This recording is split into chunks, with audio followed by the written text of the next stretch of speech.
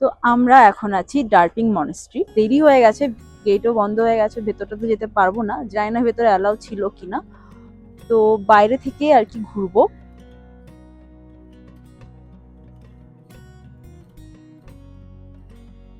এটা হলো ডার্পিং monastery back সাইডে। আচ্ছা এগুলো কি বলে বেসিক্যালি আমি জানি না। এটা সিঁড়ি দিয়ে নিচের দিকে নামছি।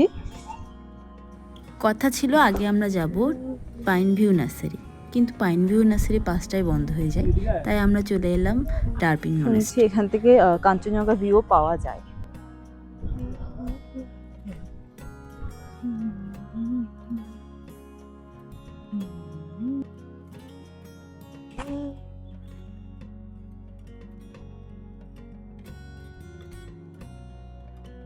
সেবকে দাঁড়িয়ে যে ব্রেকফাস্ট করেছিলাম তারপর থেকে কিন্তু কিছুই খাওয়া হয়নি, তাই আমরা ডিসাইড করেছিলাম আগে কিছু খেয়ে নেওয়া।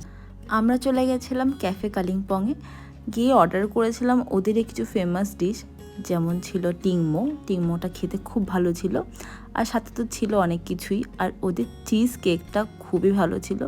যদি তোমরা কালিম্পংয়ে যাও তাহলে একবার ওদের খাবার খেয়ে দেখো, নিশ্চয়ই তোমাদেরও ভালো লাগবে। তারপর আমরা বিকেল নাগাদ ফিরে এলাম হোটেলে। দূরে যেই ছোট ছোট আলুগুলো দেখতে পাচ্ছ, সব কোনো না কোনো হোমস্টে, কোনো না কোনো হোটেল বা কোনো না কোনো বাড়ি।